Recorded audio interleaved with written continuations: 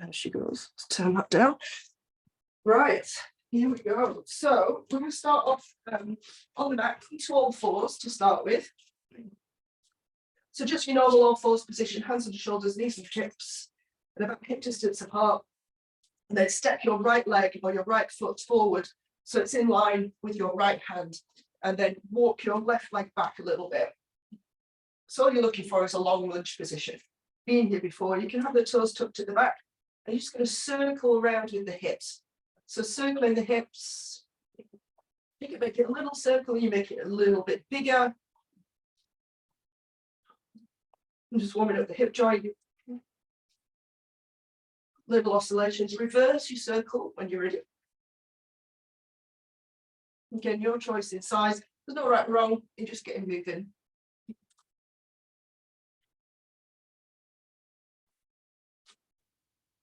And from there, leaving the left hand on the floor, take the right hand up to the ceiling and twist. Opening the chest to the sky.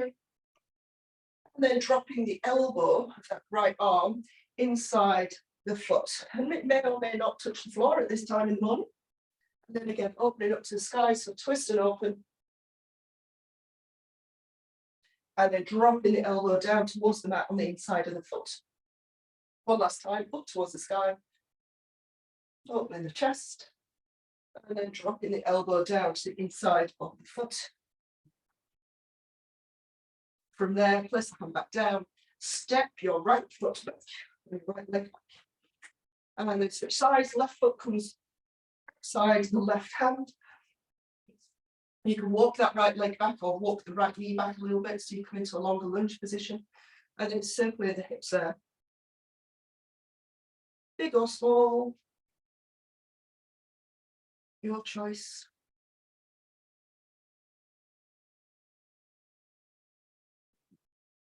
Good. Now reverse your circle when you're ready.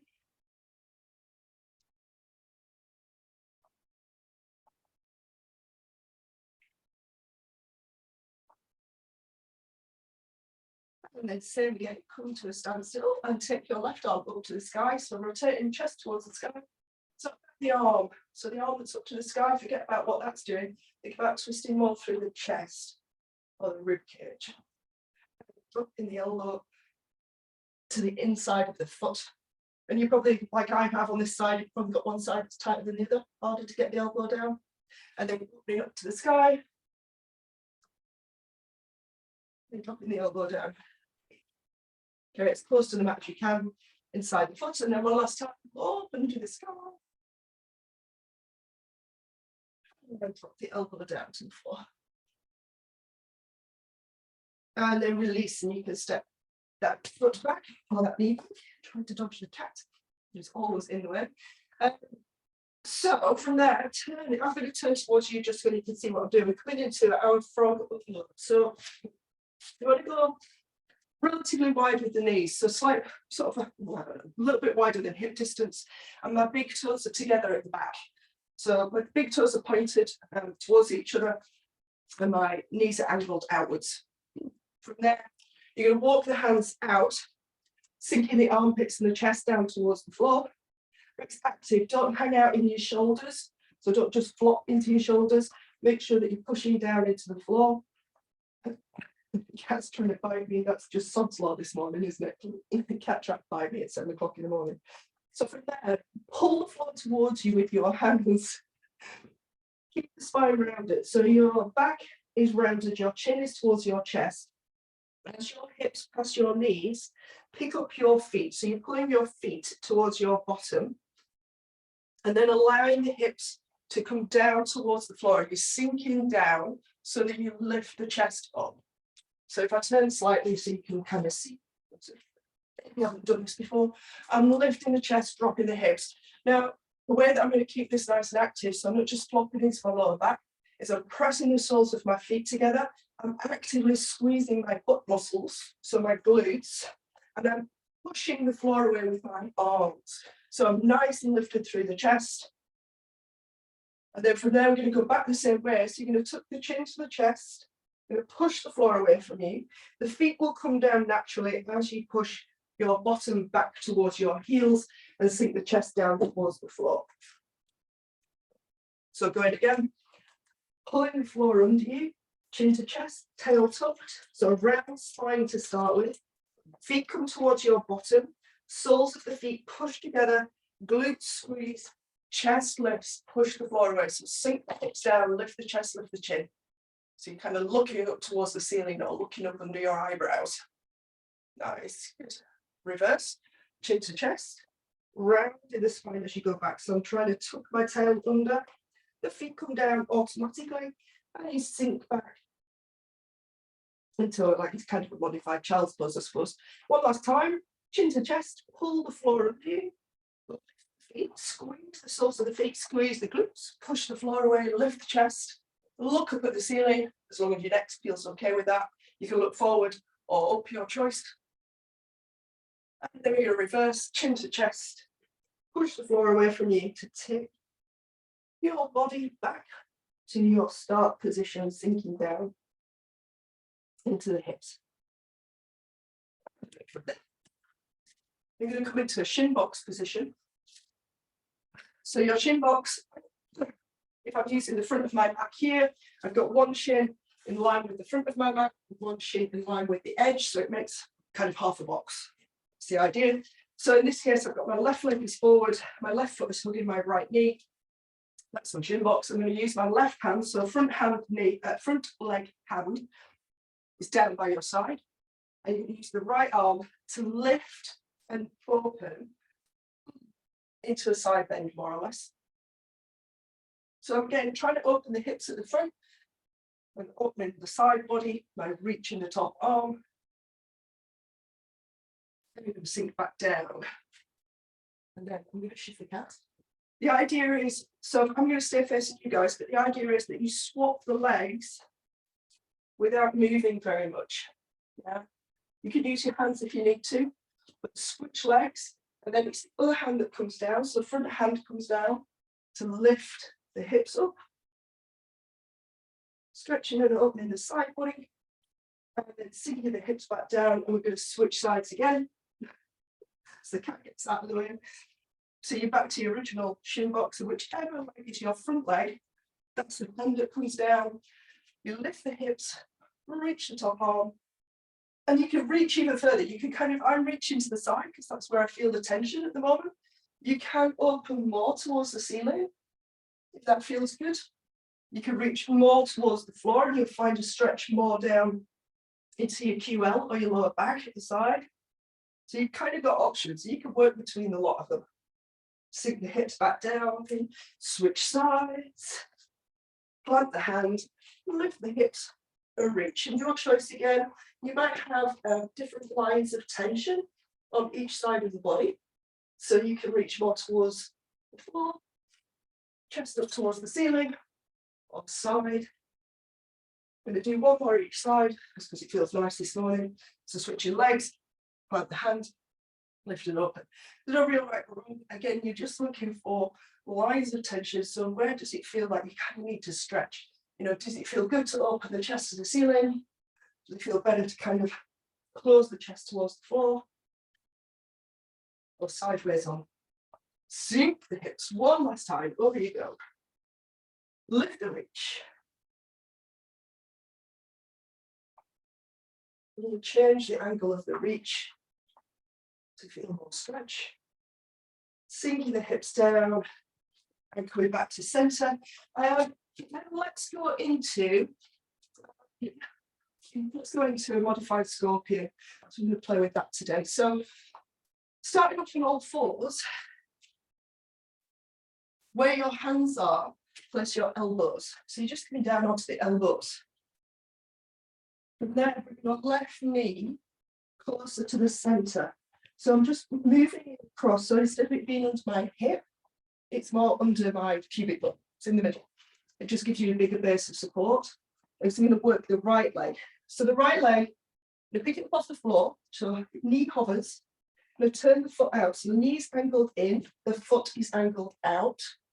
And then leading with the toes, I'm going to take that leg out to the side and draw a big circle up and around until it looks like a donkey kick, you know, butt exercise. And then from there, you twist your hips to the side. So instead of my hip bones being pointing to the floor, I'm going to point them towards you. So you've got that little bit of rotation. So my knee's still at 90 degrees. I'm trying to get my shin parallel to the ceiling thereabouts. But the rotation is coming from the hips. The shoulders are staying square. I'm going to reverse that movement. So it's going to draw a big circle to the side. That's where the work for the glute is, rather than it just dropping straight back down. It comes back underneath. And we go again. So toes are angled out, knees angled in. Going to go out to the side, up and around, big, big, big, big circle. And then at the last moment, twist the hips to the side. So you find that rotation. Reverse, big circle to bring it back under you. And then we're going to do one last time. Lead with the toes, big circle up, out, around, and then opening the hips to the side. Twist, rotate, however you want to describe it. And then reverse the circle and bring it back down. And the reason why we're doing it so slow is you find there's more strength and more glute work as you bring it down slow. So switching sides, so starting off hip distance apart with the knees. You're going to bring the right leg underneath the pubic bone, so into the middle. And then the same on this side, picking the knee up, turn the knee in and the toes out. And then we start the circle out, up and around. And at the last moment, allow the hips to twist, keeping the shoulders square. So pointing my hip bones to the side. So if it's your left leg you're working, hip bones pointing to the left. Reverse the circle, bring it all the way back down. Big, big, big circle, all the way under. And go again, leading with the toes. Up, out, and around. Hips opening to the left. Shoulders staying square. Reverse the circle, bring it on back down. One last time, leading with the toes. Big, big, big, big circle, up, out, and around. Twist the hips to open. And then reverse. Bring it on back. So I'm going to get rid of my mat. Depending on what floor surface you're on, if you've been doing this for a while, you know what floor surface you've got. So I want laminate flooring, which just allows my feet to pivot. Carpet's fine, laminate flooring's fine. You're going to struggle to pivot on a mat. So it's up to you. I'm sure most of you have done this with me anyway, but we're going to come into some activations for the flowing part of this session. So we're going to start off with beast activation and then crab. In fact, no, we'll do it in reverse. I'll be kind to you. Actually, I'm going to be kind to myself. We're going to start off with crab activation. So I'm finding out the perfect crab. So distance apart with the feet, shoulder distance or thereabouts with the hands, fingers pointing back if you can. If you need to angle your fingers out slightly because your shoulders are a little bit tight, that's okay. But fingers pointing back if you can. And then your crab is nice and proud. So you're pulling the shoulders back, lifting the chest, and your gaze is kind of like, I don't know, towards the rising sun, the horizon. Yeah. So your chin is lifted. To get your hips off the floor, so to activate this crab, you're going to push the shoulders down. So I'm pushing my hands into the ground to lift my hips up. What I'm not doing is lifting my hips by tucking my tail. Yeah, so it's active position with the shoulders. It's this that gives you the strength in your back. So we're activating the back. So from here, you're going to hold the activations, lift the left foot just high enough off the floor that you can slide a piece of paper underneath it. So the foot's just hovering. I'm going to hold 3, 2, 1, and place it down. Same thing, right foot hovering just off the floor. Nothing else should shift. Easier said than done, or it will be when we get to the hands. And then place it down. When you lift the hands, so we're going to go left hand. The lift is with a straight elbow. So I'm literally shrugging my shoulder up towards my ear slightly to get that hand off the floor. And then releasing. And then the same on the other side, shrugging the shoulder to get the hand to lift. Trying to keep as much movement out of the body as you can. And then lower it back down. And then the horrifying part about this is let's go right foot, left hand. Right foot, left hand, preferably together at the same time, and release, and left foot, right hand.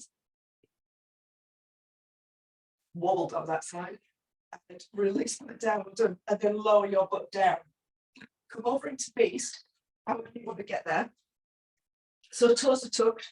So with your beast position, hands are shoulder width, feet and knees hip distance, but your knees are under the level of your belly button. You still want a long spine, so I'm not tucked in this sort of tight little position. You want a nice long spine, neutral, lower back, a little bit of a dip. You can see how close my hands and knees are. If I was in a normal pose, I'd be here, yeah? This is how close it is. So if I was to drop a plumb line from my belly button, it would land between my knees. Okay, so from here, the activation is the same. Push the floor away with the hands and the toes and hover the knees just an inch off the floor. You're gonna hold and breathe. For 3, or wheeze in my case, 2, 1. Release the knees back down. I'm going to do that again. I'm going to add in some feet lifts, foot lifts. Hover the knees. Hold 3, 2, 1. And then lift your left toes up off the floor, just high enough to slide a piece of paper on. Under. And release. Right toes, just high enough to slide a piece of paper. If this is all too much, you could just hold your beast position. Lower the toes, lower the knees. I'm going to be extremely kind to both you and me this morning and not do the hands. Lifting the hands up gets very exciting. So there are your activations. Let's come into some form-specific stretches. So we're going to start off with the wave unload. Those of you who've done it before, feel free to rattle through it. Otherwise, I'm going to break it down, just because that's why we've got 45 minutes this time, so we can break some of these things down. So your wave unload is a wave through the spine, through a plank and into extension. We've already done a warm-up, but it starts from loaded beast. So your loaded beast, knees are slightly wider than hip distance. We've done that before. Feet are hip distance. You're walking the hands away, shoulder distance. And your butt is sat back on your heels. The activation here is to get your knees an inch off the floor. Yeah, so this is the tricky part. And we're not going to have you here very long. We're going to get moving straight away. But just so you can see to start with, I'm lifting my knees just an inch off the floor. That's your loaded beast. It's like loading the spring. All right. So from here, we're going to hover the knees. We're going to lift the hips all the way up to the ceiling. So high hips, high heels. It's not a down dog. Yeah, so I'm not trying to get my heels to the floor. I'm trying to get my heels as high as possible. I'm still pushing back. So ears between my arms. From there, chin to chest. I'm going to round the spine. So I'm kind of leading with my upper back.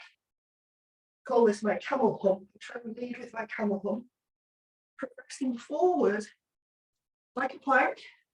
I can't go forward anymore, so I'm going to lower the hips down towards the floor. Again, the way to keep it from just sagging into your lower back is to squeeze the glutes and keep nice and active through the legs. So reaching the heels back, lift the chest, lift the chin.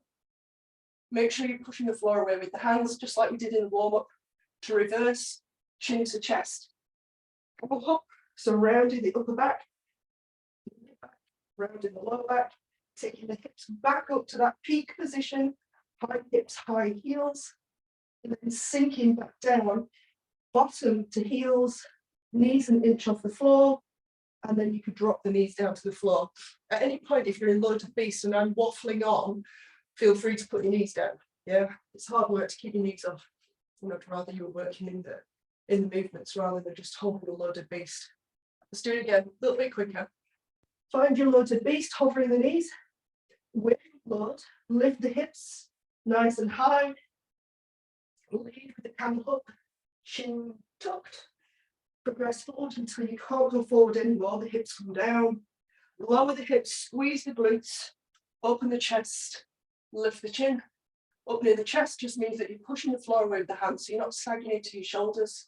Reverse, chin to chest, camel hump, round the spine, all the way up, high position, pushing the floor and moving, trying to close that gap between my ears and my shoulders, and then lowering the knees back to your loaded beast, and then releasing the knees down onto the mat.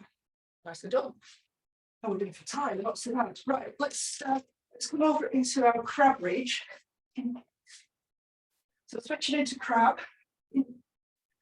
So again, just as a part of the feet to start with, I'm going to widen that. Shoulders pulled back, chin lifted. So you've got a really good active crab position.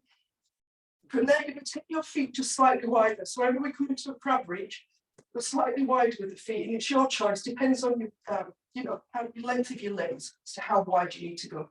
Other than that, lift your hips up again by pushing the shoulders down. From there, we're going to go right arm crab reach. So right arm comes in front of the face, or right hand comes in front of the face. It's just a blade. It gives you something to focus on. That's all it is. So I'm looking at my hand in front of my face. I'm going to lift the hips up to a 3-point bridge position. That just means that the hips are open at the front. Doesn't need to be high, not coming into some kind of yoga position. From there, I'm going to take the arm to frame the head. So upper arm towards the ear, reaching the fingertips down towards the floor, and looking down at the bottom hand. Quivering this morning. It's been a while. To reverse, hand comes back towards the ceiling. You look up at the hand, and then you lower the hips back down. It's a big stretch, big reach, a lot of work through the shoulders. You can drop your hips at the bottom. Switching hands. So find your active crab position again. Nice and lifted. Push down with the shoulders to lift the hips. Left arm crab reach. Left hand comes in front of the face. Lift the hips up first. Then reach the arm overhead, looking down at the bottom hand. Reverse, hand, face to ceiling, lower the hips back down. Okay, so the scorpion that we did earlier, we're going to answer that now. The scorpion, your shoulders stay square and your hips do the rotation. In this, your hips stay square and your shoulder does the rotation. So let's just switch sides again. So lifting right arm crab reach, you lift the hips up towards the ceiling. The right arm reaches over, and I'm trying to twist, in my case, my chest towards you. So I'm trying to stack my top shoulder on top of my bottom shoulder here. So I'm trying to twist my rib cage around. Yeah, and you'll have as much as you've got, right? That's the joy of this. You have as much as you've got to start with, and it gets better over time. Hand back to the ceiling, face back to the ceiling, lower the hips. I'm torturing you a little bit. The slower we move, the harder it is because you're going to be suspended on one arm. Same thing on the other side. Lift the hips. Left arm crab reach. Lift the hips up first. Find that top position. Reach the arm overhead. Look down at your bottom hand and allow the shoulders to stack one on top of the other.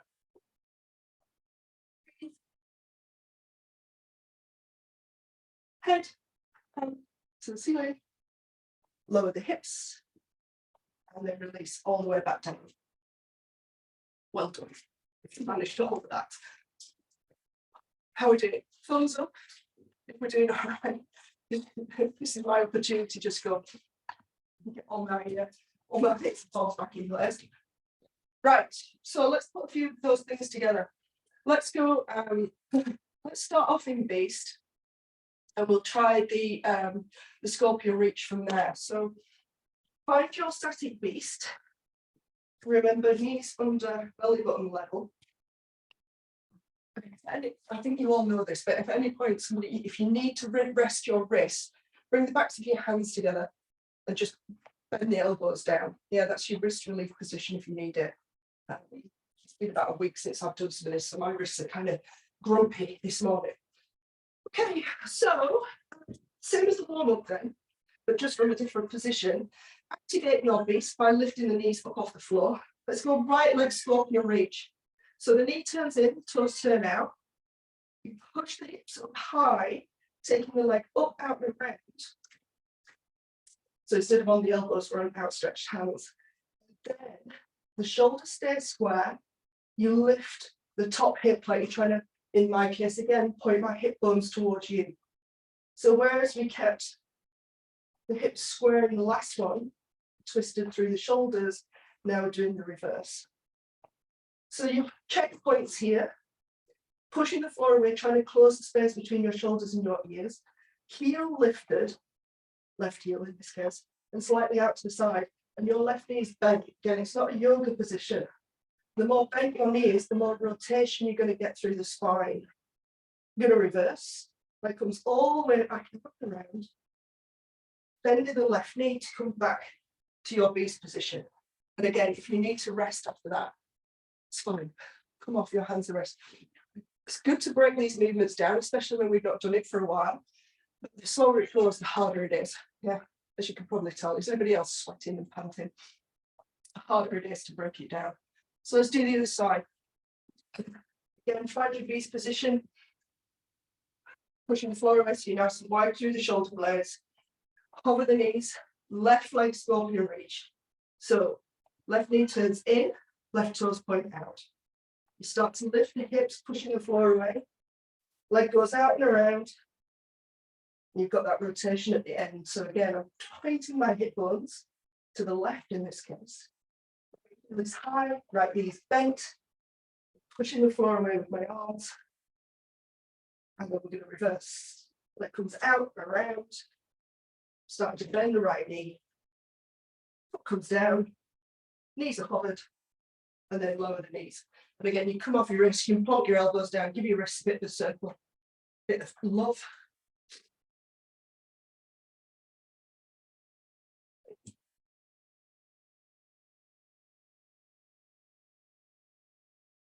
Okay, so a few under switches then, so that we can play with just a tiny flow this morning, just between some of the movements that we've already done. So let's start off in, oh God, you're a wet cat. That's why you're crying, isn't it? The cat is like a wet dishcloth. Go away. Give me a couple more, let me dry. You're going to start off in beast. So find your active beast position again. And from there, I'm going to hover the knees. So left leg under switch will take us all the way over into crab, right? So if I'm going left leg, the clue's in the name, it goes underneath the body. So left foot lifts up, right hand lifts up, and I come all the way over into, hopefully, a nice active crab. Chest lifted, gaze lifted. To go back, left leg under switch will take you back into beast. So my left foot comes off the ground, my right hand comes off the ground. There's your activation that we did earlier. Yeah. Now press on the gas, lifting the right heel so I can pivot on my right toes. The leg travels underneath the body and then come back over into beast. Getting hard work when you're doing it slow. If you've done it before with me, feel free to rattle through them. You just play with it. Let's try the right side. Knees hover, right leg under switch will take you into crab. So right leg travels under, left arm travels over. And find my nice round crab. Taking it back, right leg travels under, left arm comes over. And I'm back into beast. And I rest my knees down. How are we doing? Everybody's brain coping with that at this time in the morning? Yes. Okay, let's do a few in one direction. So hover the knees. Left leg under switch will take you to crab. Right leg under switch will take you back to beast, but it's like a circle. So right leg traveling under. I come back to my beast position. Left leg under switch will take me into crab. Right leg under switch will take me back to beast in a nice big circle. And then reverse. Right leg under switch will take me to crab. That's it. Left leg under switch will take me to beast. Right leg under switch, you'll take it to crab. Left leg under switch will take me back to beast. And I rest the legs down. Good. So if this is kind of relatively new to you, which is, I think, for some of you, or it certainly is for those that are watching the replay of this one. So there's a tendency, because it's quite hard work to lift the knees just an inch off the floor, there's a tendency to lift the hips high, which is a modification. That's absolutely fine. And if you need a modification at the moment, no problem whatsoever, right? The aim eventually is to lower the knees so that when you do your under switches, you're in this kind of smaller position. The bigger you are here, the bigger your crab is going to be. You see how wide that is? Again, it's fine when you're starting, if you need it. Sometimes it's useful to know where you kind of want to be eventually. So that when you do your under switches, any other movement from here, everything's quite contained. It makes it a bit more efficient. Eventually, it does actually make it easier. It's hard to start with because it's a lot of load on body parts that aren't used to it. Okay, enough waffle. Let's go. We've got time. Yeah, let's do it. Let's start off in crab. So nice active crab. Crab position. Lifting the chest, lifting the gaze. Feet slightly wider than hip distance because we're going to go with crab reach to start with. So right arm crab reach. We're not hanging about this time. Right hand in front of the face. Lift the hips. Hand reaches overhead and stack the shoulders. Head up to the ceiling. Lower the hips. Now from there, because it was a right arm crab reach, your right hand is still off the floor. Left leg under switch will take you into beast. So left leg travels under, you come into beast. Straight away, left leg scorpion reach. So left toes out, knee in, push up and back. Opening the hips. Find that high point, pushing the floor with the hands. It come all the way back through to crab. So the leg's going to come out. You're going to come down through the beast, but your left leg is not going to touch the ground. It's going to come under, as you under switch back to your crab. Yes, well done. You're good. All right, so then we reverse. We do the same on the other side. So start off with a right arm crab reach. So right hand in front of the face, lift the hips, reach the arms, stack the shoulders. Hand and face back to the ceiling, lower the hips. Did I do right arm before? I didn't know. Let's switch. Left arm, crab reach. Apologies, chaps. Let's stay back. That's my excuse. Left arm, crab reach. Hand in front of the face. Lift the hips. Reach the arm. Fingertips reach into the floor. Stacking the shoulders. Hand and face back to the ceiling. Lower the hips. So now it becomes a right leg under switch to beast. And then a right leg. Stuff it. Let's just do it. Right leg. Toes pointing out. Scorpion reach up towards the ceiling. Twisting the hips. High heel, knee bend. Reverse. Bring that leg all the way back around. But again, it's going to come straight under so that you can under switch back to your crab position where you started. Lifting the chest. Nice crab. And then lowering the hips down. Well done, chaps. Apologies, I'm blaming it on the cold. I'll blame it on the fact I'm back in England. I'd rather be on a beautiful snowy slope somewhere. My left and right's kind of up this morning. Right, come to standing. One of the reasons that I wanted to make these sessions 45 minutes long is so that I could squeeze in some balance work and make you all miserable with single leg deadlifts again. So I haven't done them for ages. Somebody's frozen. One of the clients hasn't moved for about half an hour. All right, come into standing, chaps. This is where I realised just how sore my knees are. from falling over on the slope the other day. Right, so let's go right leg. Let's just practice, not done these for ages. So single leg deadlift.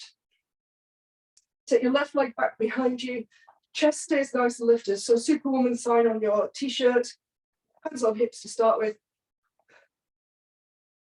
Pivoting at the hip, so the chest and the back foot are moving together like a seesaw. You're holding your balance position. This front knee is straight but not locked out. Depends how bendy you are. If you're super bendy and you have a tendency to be like a stalk with your leg going backwards, bend it. Otherwise, the rest of us keep it straight. And then chest and foot move at the same time to come back up. I'm keeping a BDI on what my hip bones are doing. They'll have a tendency to shift. Want to keep your hip bones pointing straight down towards the floor. Same again, if I do this, you'll be able to see what I mean. So as I come over on my right leg, my hip bones will want to shift towards the left.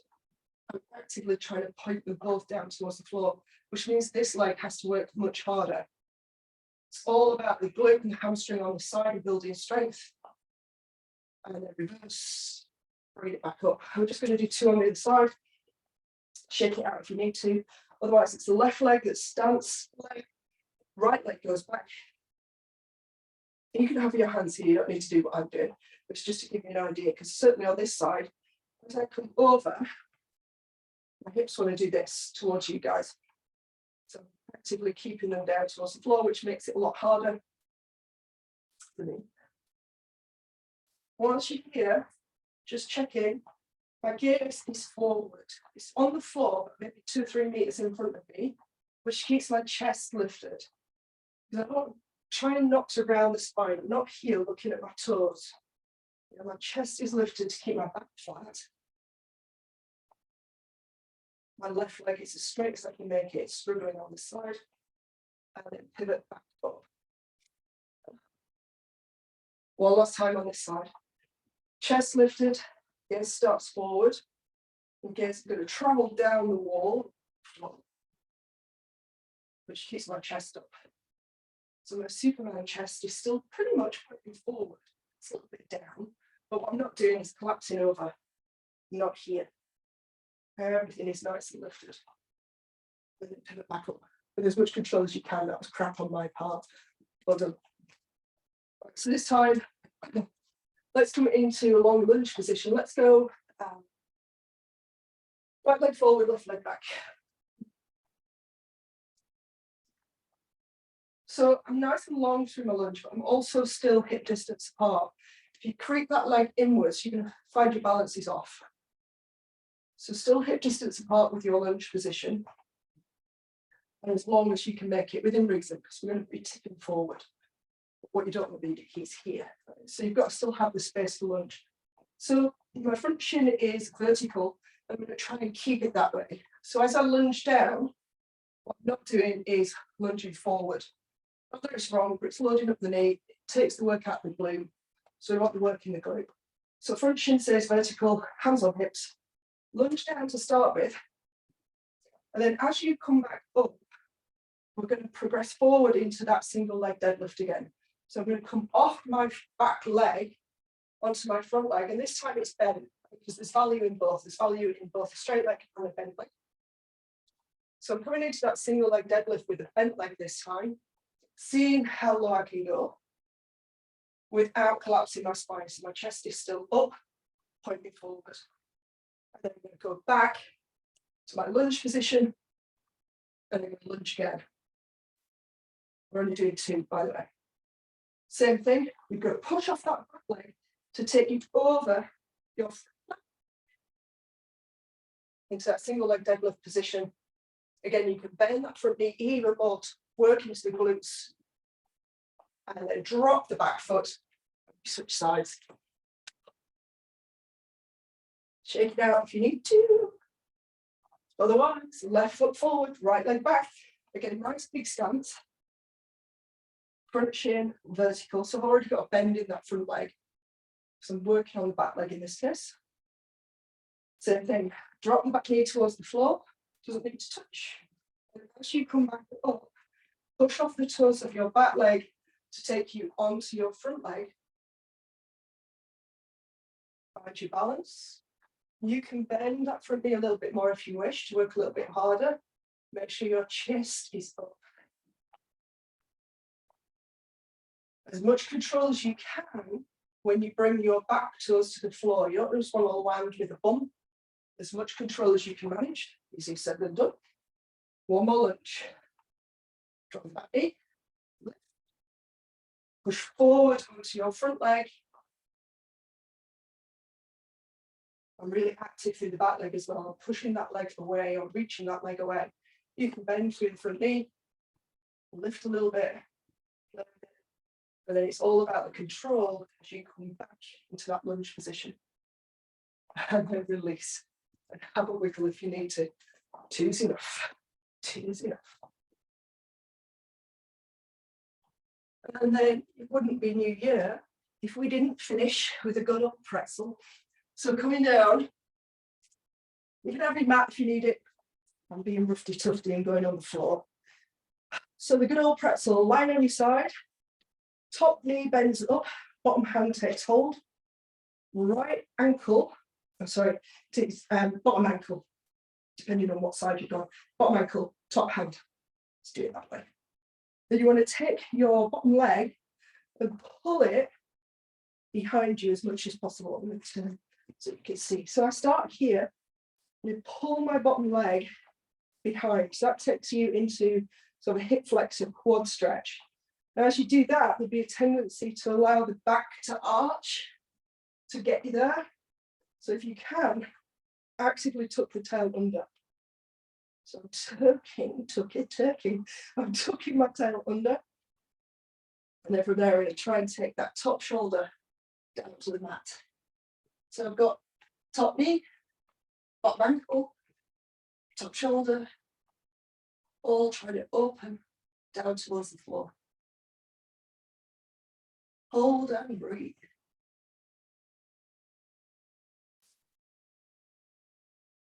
The more you can tuck your tail under, the more likely you are to feel a deeper stretch into the hip flexor and the quad at the front of that bottom leg.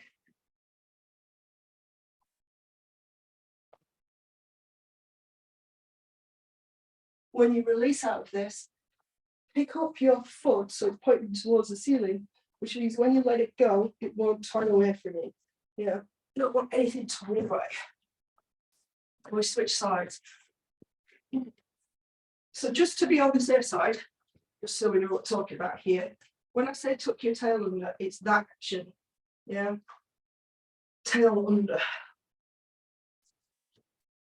So when you're on your side, just going to turn here. So from leg, top leg, either top leg up, bottom ankle. I try to pull this leg behind me to start with, which even for me, who knows that I should be tucking, tends to overarch my lower back. Which at the end of the world defeats the object. So as I tuck the tail under, you can see how it pulls my leg back forward a little bit. So there's my arch. And as I tuck my tail, my leg comes forward a little bit. So I'm not cheating anymore. I'm just hanging out in my lower back. But otherwise, foot to floor, knee to floor, shoulders. And you've got bits that will get there, bits that won't. And again, it gets better over time. Breathe, breathe, breathe.